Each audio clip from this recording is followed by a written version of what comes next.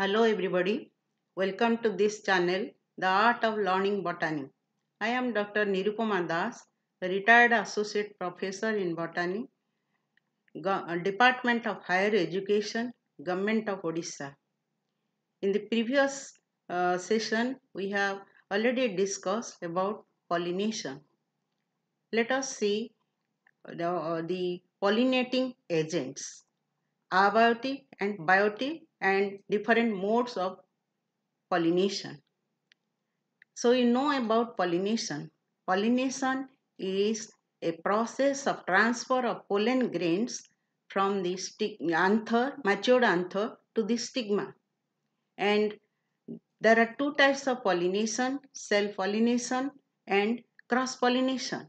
In self-pollination, transfer of pollen grain from the anther to the stigma of the same flower.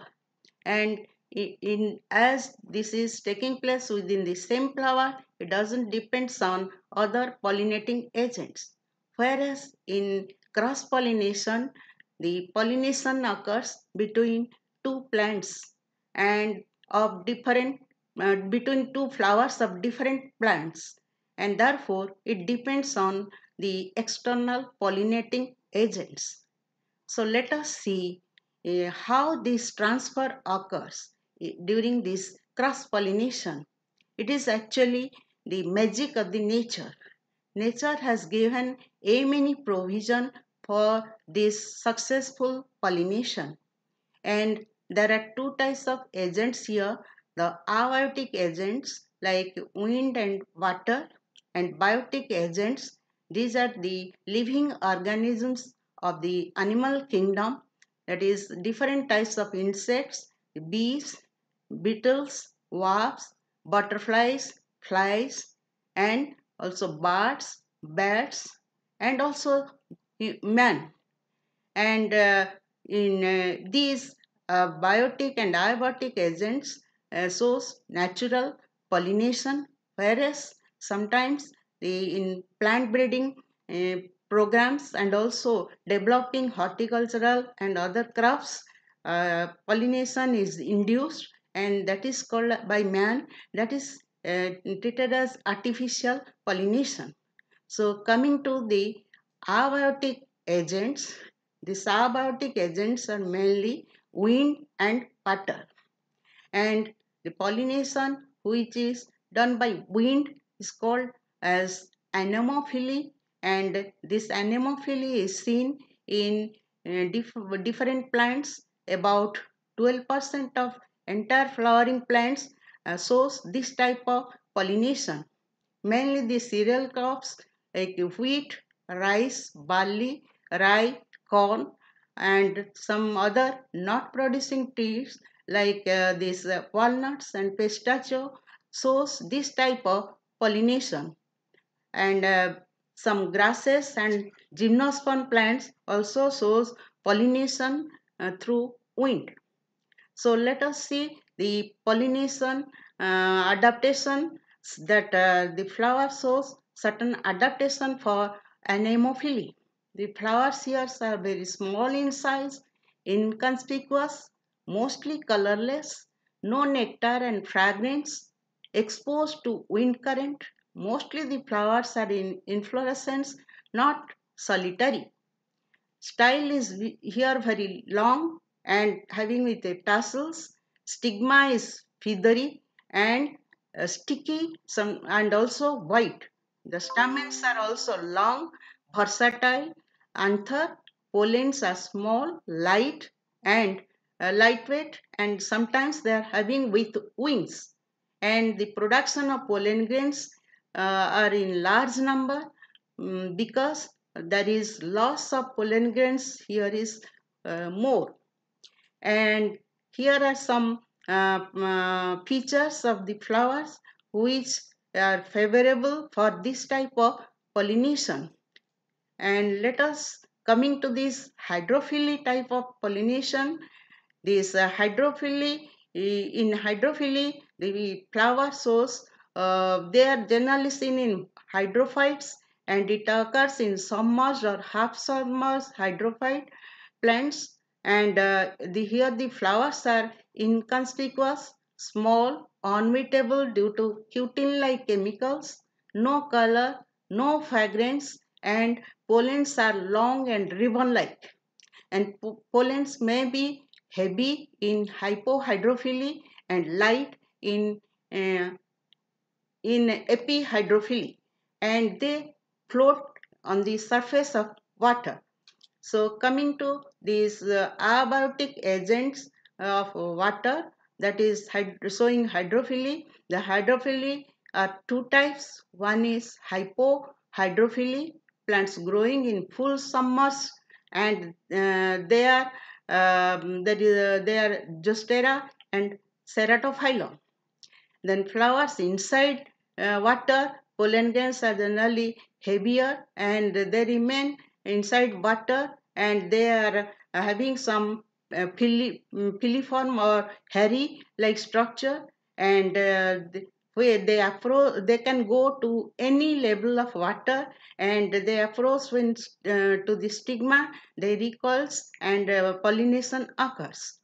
And in epihydrophily, here it occurs in hydrophytes like Valisneria and Hydrilla. Valisneria shows very interesting pollination. The plant is dioecious, male and female plants are separate, and they are generally submerged in water, but after maturity they come to the surface of water, and in male plants dehiscence of anther occurs, and dusting of pollen grains to the water, and these pollen grains float on the surface of water due to its lightweight, and they come to very closer to the female flower. Female flower also shows a cup-like structure. When this pollen grains reaches that crop, then pollination occurs. So now you see how in this picture how these pollen grains are approaching the female flower. And besides this condition, we'll find in some other hydrophytes like this lotus, then water lily, and iconia. They don't show hydrophily. In lotus, the flowers are above the water surface, and it shows entomophily. Similarly with water lily and iconia, they are free floating form, and here the flowers are also on the from the away from the surface of water, and their pollination is anemophily. So let us have a self check, and because we have discussed about these abiotic factors or the pollinating agents. So from that chapter, let us have some self check or the discuss question answer discussion. So we have so many questions here, and coming to the question number 1, which of the following is not a feature of anemophilous flower? Long style, B. Inconspicuous flower, C. Colored petals, D. None of the above. Here the correct answer is C. Colored petals. Then question number 2. A is a submerged hydrophyte with flowers inside water. B is a floating hydrophyte. Then which of the following is correct? A can pollinate B can pollinate A, C, A and B cannot pollinate each other, D, none of the above. Here, question C is correct answer. The A and B cannot pollinate each other. Then question number 3. In question number 3, here read the followings. A is inconspicuous flower. B, second one is presence of nectars. Third one is flowers mostly colorless. Fourth one is long style. Which of the question is which of the combination of the features are not found in anemophilous flower? Question A, 1 and 3. Question B, 1 and 2.